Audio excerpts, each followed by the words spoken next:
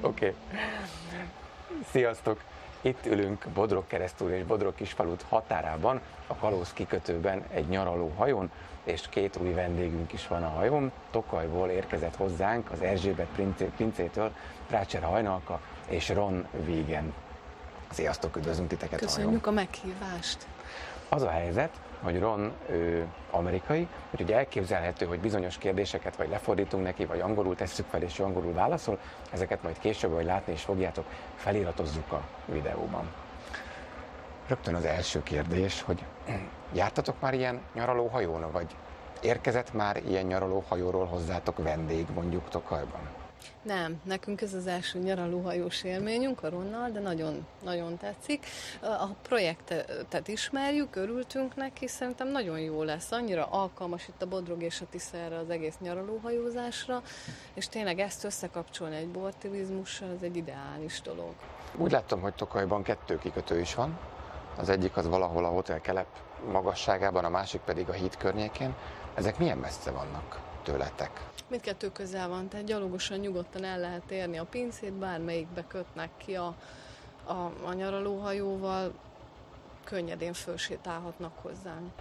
Amit egyébként ajánlok is, mármint hogy mindenki sétáljon fel Hajnékhoz, mert hogy viccen kívül a borvidék legjobb kávéját náluk lehet kapni, és hát nem csak úgy, hanem hogy nyitottak is rá egy kávéházat, ami talán Tokai Kávépörkölő Manufaktúra néven üzemel. Honnan jött az ötlet, hogy kávézót nyissatok?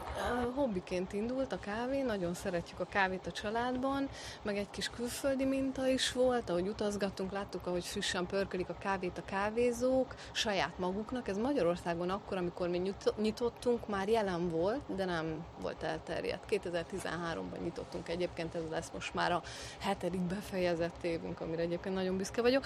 De hogy visszatérjek az eredeti kérdéshez, a kávénál, a kávé minőségénél szerintem nagyon fontos az, hogy mikor lett lepörkölve.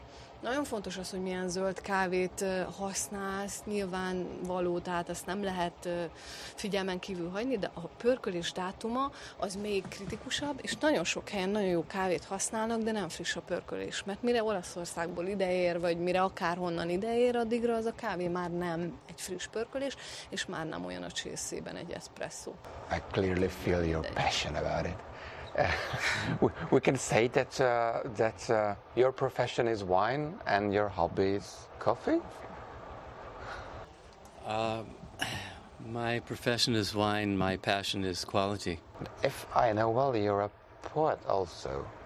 I read something from you, but in Hungarian, not in English. How it comes? It's a long story, but the poet who translated those poems is a friend of Hoyni's. And I met him through her, and he was quite surprised when at a wine tasting maybe 3 or 4 years ago, we were talking about poetry, and I told him that I was a poet too, that I'd been writing literally for 40 years. And that, so anyway, he said, send me some stuff, I'd like to read it, because he's also in the process of translating one of the major American poets into Hungarian at Billy this Collins, time. right? Billy Collins, Billy exactly. Collins. Yes, Mm-hmm. yes. I hope that's still going to come to pass. And so I did, and he saw that, I sent him maybe 20 poems, and he picked several and said he would like to translate them and see them published. So you came to Hungary because of wine or because of our writers? Well, originally, I came to Hungary on a wine trip to visit Tokaj. It's a beautiful place. It's one of the great wine regions of the world. It's still developing. I see exactly its progress that it's going to take and the path it's going to take to evolve. I lived in the Napa Valley for 30 years and saw how it evolved, went from a pretty good wine region to one of the world's most famous, making some of the greatest wines. Tokaj, in a smaller niche, has equal opportunity. I believe it can become one of the very most famous white wine regions in the world. It isn't today. It is to some degree for its sweet white wines, but its dry wines can be magnificent, and there's fantastic opportunity. És ez azt jelenti, hogy borokat is lehet kapni a kávézóban? Igen, a borokat ott meg lehet kóstolni. Igen, és pincei áron ráadásul, ez most tényleg nem a reklám helye, csak sokan ezt nem tudják, hogy mivel miénk a kávézó, ezért nyugodtan beülhetnek, megkóstolhatják, és ugyanannyiért megvásárolhatják, mint a pincénél. Az Erzsébet pince tulajdonában lévő, tulajdonképpeni régi pince, az, ha jól tudom, akkor az egykor Tokajban működő orosz borfelvásárlási bizottság pincéje volt. Így van, így van, így van.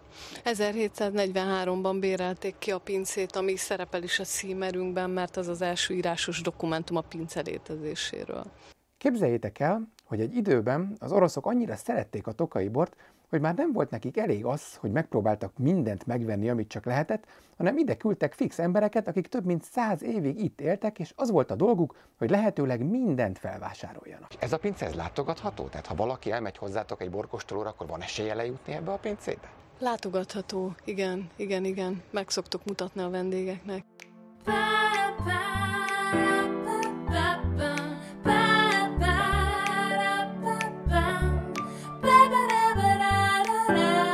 Itt vagyunk Tokajban, megérkeztünk Hajnék kávézójába, valójában a kávézáson már túl is vagyunk, és képzeljétek, találtunk bort is, milyen meglepő, és nem is akármilyen bort, egészen fantasztikus neve van, az van ráírva, hogy zafírdűlő, és hát nem tudom, ez vajon arról kapta a nevét, hogy úgy csillog, mint egy drága kő. Aztán, hogy a nevét miről kapta, azt áruld már el inkább te.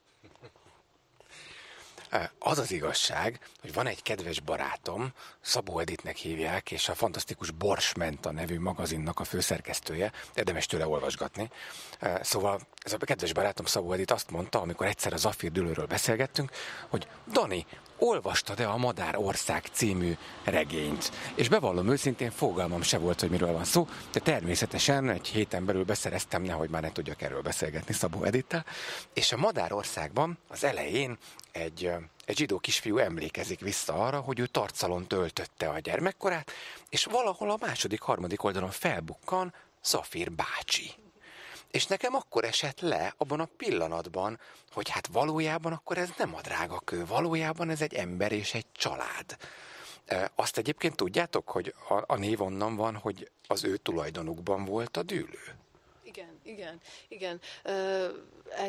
Nekem ennyi információm volt, magát a regényt egyébként én sem olvastam, tudtam róla, meg hogy a Zafír családé volt a zafírdűlő, de ez egy nagyon izgalmas sztori ez a Madárország, úgyhogy én már meg is rendeltem magyarul is, angolul is, úgyhogy a férjemmel szimultán fogjuk elkezdeni olvasni a regényt.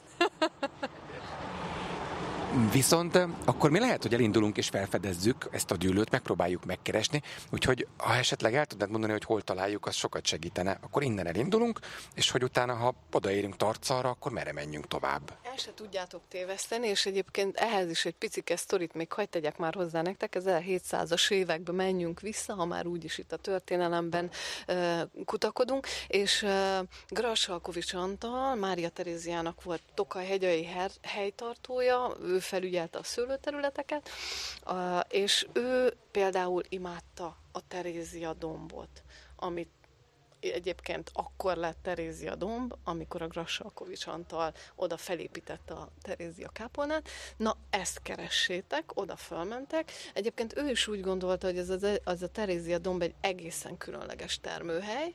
Ő például ott szeretett volna még több szőlőt megvásárolni magának, vagy hát magának a császári udvarnak, még több szőlőt beszerezni, máshol pedig eladni, és ő nagyon szerette. Többek között az zafírt is. Egyébként ő a furmintot preferálta, ami a zafírdűlőben nagyon-nagyon szépen terem. Hárslevelű is, a furmint az meg kiváló, úgyhogy azt keressétek, a kápolnához fölmentek, és a kápolna ajtajától, ami állítólag Bécs felé néz, de valójában talán nem, onnan elindultok, és ahogy a kápolna ajtótól lesétáltok, akkor a jobb oldalatokon lesz az zafírdűlő. A Madár Országban a következőt olvashatjuk, ha a Zafír nevet keressük. A piactér sarkán Zafír egyik háza állt, amit egy parasztasszonynak adott árendába, aki a libákról gondoskodott. Olykor láttam Zafír bácsit kifordulni, amint az árusait ment ellenőrizni a piacon.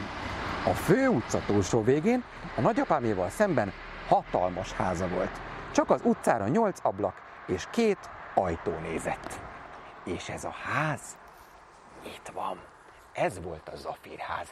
A Zafírdűlő az egy egészen különleges dűlő. Az Erzsébet pince egyébként 2008 óta készít dűlőszelektált bort a Zafírdűlőből. Ez egy 6 hektáros kis dűlő, ez egy tarcali dűlő, nekünk 1/4 részünk van a Zafírban, tehát egy ilyen 1,3 hektár. Hogy miért különleges és miért más ez a Zafírdűlő? Szerintem hát nyilván a fekvése is nagyon jó, délnyugati fekvésű. Maga az, hogy egy 6 hektáros, tehát egy pici méretű dűlő, és van egy olyan különleges terroár karaktere, egy olyan termőhely jelzője ennek a bornak, amit évről évre fel lehet rajta fedezni, hiba nélkül, tehát ha valaki ismer, akkor tudja, hogy ez Zafírdűlő, és ami még nagyon fontos, hogy minden évben megbízható minőséget terem. Szerintem egy dűlőnél ez is nagyon fontos, főleg, hogyha az ember ebből él, akkor ugye fontos, hogy legyen jó szőlője a dűlőből, és a Zafír ezt tudja. Visszatérve a termőhely karakterre, az pedig egy ilyen elegáns, kifinomult, egy ilyen kevésbé hivalkodó, nagyon különleges stílus. Ez a termőhely, ahol fekszik, az is egy egészen különleges, mert ugye a borvidéken belül, hogyha most magad elé képzeled a térképet, akkor van a Tokai-hegy, meg van a vulkánikus északi rész, és akkor ez az Zafírdűlő pont a kettő között helyezkedik el. És ott nagyon kevés szőlőterület van, és pontosan ennek köszönhető, vagy hát ez az egyik tényező, ami miatt ez ennyire különleges. Prácser Hajnalka és Ron végén útmutatását követve megérkeztünk Tarcalon a Terézia dombra, ami egyébként talán erről a kápolnáról kapta a nevét, vagy a kápolna kapta a nevét Teréziáról, de minden esetre ez a Szent Teréz, vagy Terézia kápolna itt a borvidéken, és ez pedig a Terézia domb, amin állunk. És Ronék azt mondták, hogy ha itt elindulunk lefelé ezen az úton, akkor az úttól jobbra eső terület az a Zafírdűlő, ami erről a bizonyos Zafír családról kapta a nevét. Ha gondoljátok, Zafír bácsiról el is tudom mondani, hogy milyen ember lehetett, hogy nézett ki, ugyanis szerepel a könyvben. Azt mondja, hogy Nyíri János a következőt írta róla. Szuszogva ballagó, hatalmas ember volt, és folyton ünneplőben járt.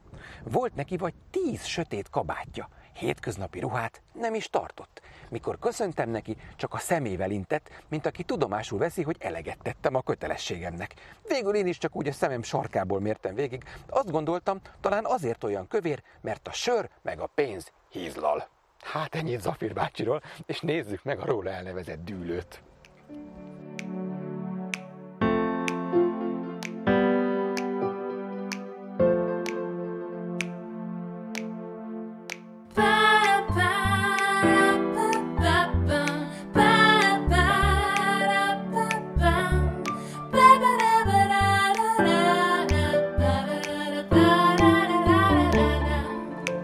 Megvan a Zafír!